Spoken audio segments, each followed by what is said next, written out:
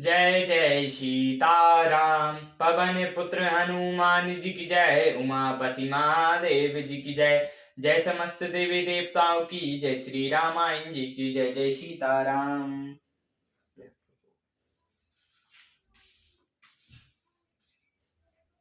यही विधि रघुकुल कमल रवि रामा, मगलो गण सुख देत सिया रामा।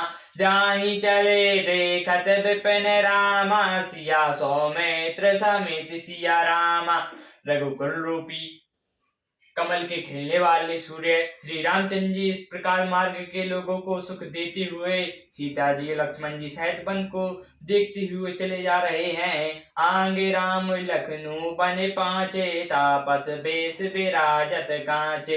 अभय बीच सिया सोहत कैसे, ब्रह्मा जीव बिच माया जैसे। आगे श्री राम है, पीछे लक्ष्मण जी सुशोभित हैं। तपस्वियों के वेश बनाए दोनों बड़ी ही शोभा पा रहे हैं। दोनों के बीच में सीता जी कैसी सुशोभित हो रही हैं, जैसे ब्रह्मा और जीव के बीच में माया। बहुरी कहो छवि जसी मन बस हैं, जनु मधु मदन मध्य रति लहै। उपमा बहुरी कहो जिय जो हैं, जनु बुधु विधु विचरो हैं सोही।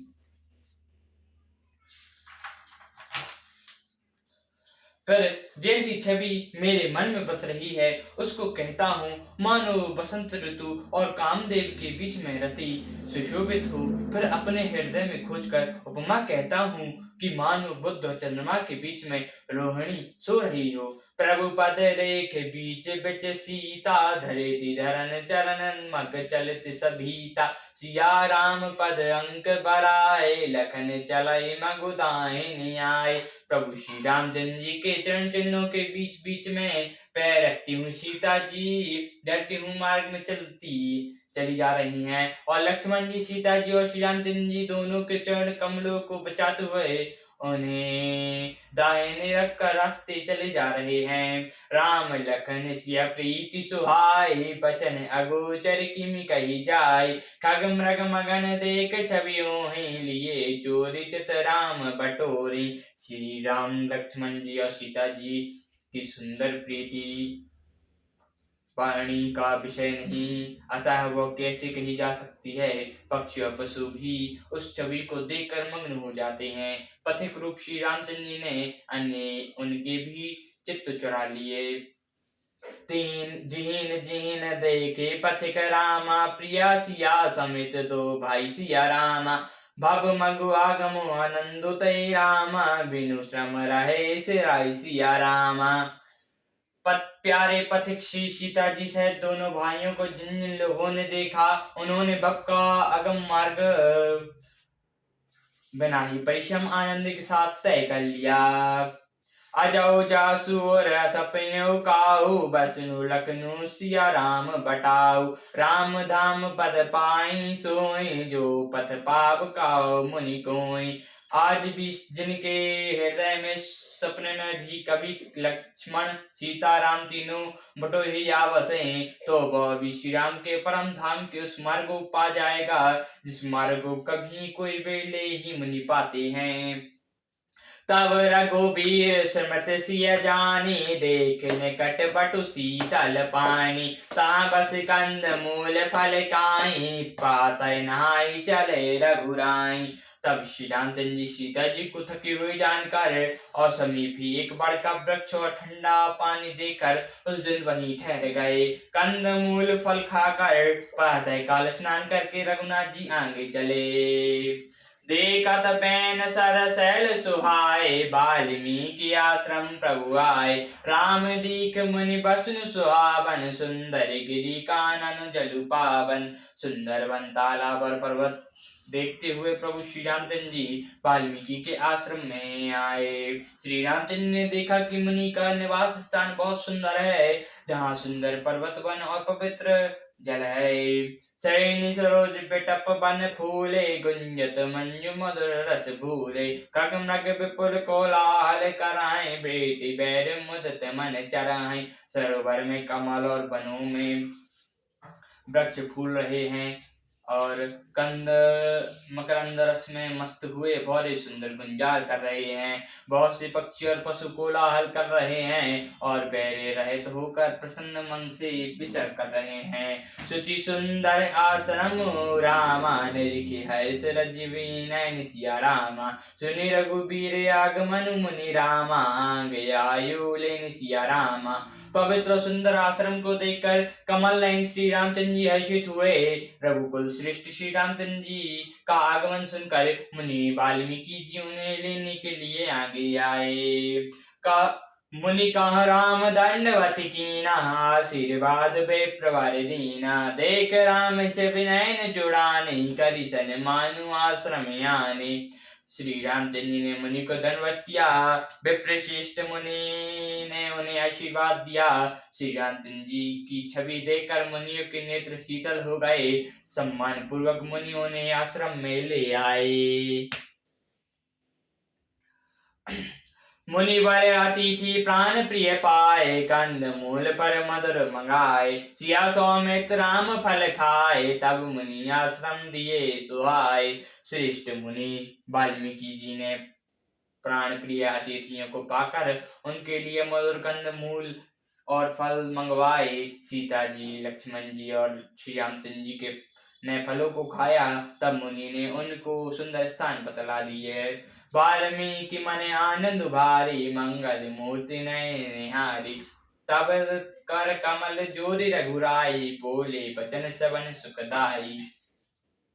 मुनि श्री रामचंद्र जी के पास बैठे हैं और उनकी मंगल मूर्ति को नेत्रों से देखकर वाल्मीकि के मन में बड़ा ही भारी आनंद हो रहा है। तब श्री रघुनाथ जी कमल सदृश हाथों को जोड़कर कानों को सुख देने वाले मधुर वचन बोले।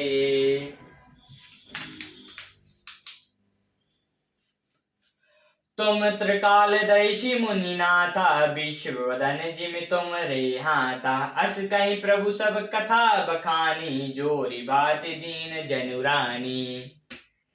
हे मुनिनाथ आप त्रिकालदर्शी हैं। संपूर्ण विश्व आपके लिए हथेली पर रखे हुए वेद के समान है। प्रभु श्री रामचंद्र जी ने ऐसा कहकर फिर जिस प्रकार से रानी कैकेयी ने वनवास दिया वह सब कथा विस्तार से कही। तात बचन पुनि मातु हित रामा भाई भरत अस राव सिया रामा। मोह कहूँ दरस तुम्हारे प्रभु रामा सब मम पुण्य प्रभाव सिया रामा।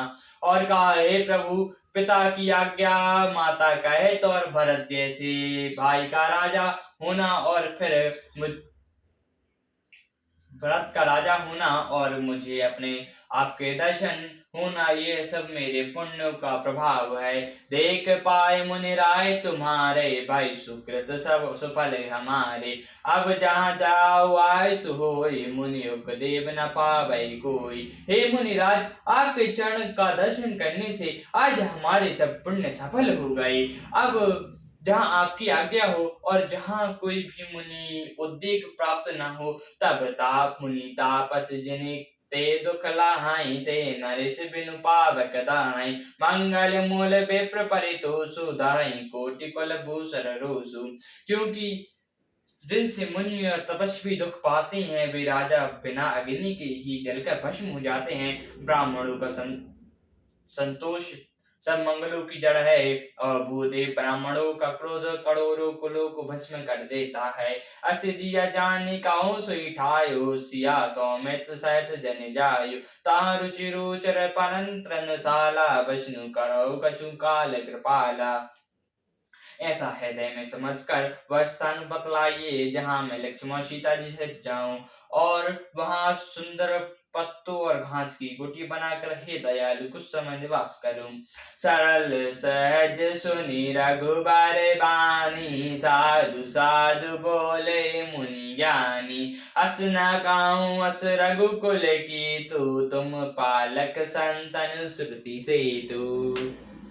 श्री राम जी की सहज ही सरल वाणी सुनकर मुनि वाल्मीकि बोले धन्य धन्य हे रघुकुल के ध्वजा स्वरूप आप ऐसा क्यों न कहेंगे।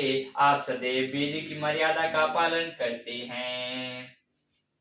श्रुति शेष पालक राम तुम जगदीश माया जानकी सो शरत जनु पालित हरत रुख पाई कृपा निधान की जो सहज शीशु आये सुमहि धुर रखनु चराचर धनी सुर काज धरि नर नाज तनु चले दलन खगन साचरयनी। हे राम, आप वेद की मर्यादा के रक्षक जगदीश्वर हैं और श्री जानकी जी माया हैं, जो कृपा के भंडार आपकी रुख पाकर जगत का सृजन पालन और संहार करती हैं, जो 1000 मस्तक वाले सर्पों के स्वामी और पृथ्वी को अपने सिर पर धारण करने वाले वही चराचर के स्वामी शेष जी लक्ष्मण हैं। देवताओं के कार्य के लिए आप राजा का शरीर धारण करके दुष्ट राक्षसों की सेना का नाश करने के लिए चले हैं। राम स्वरूप तुम्हारे बचन रामा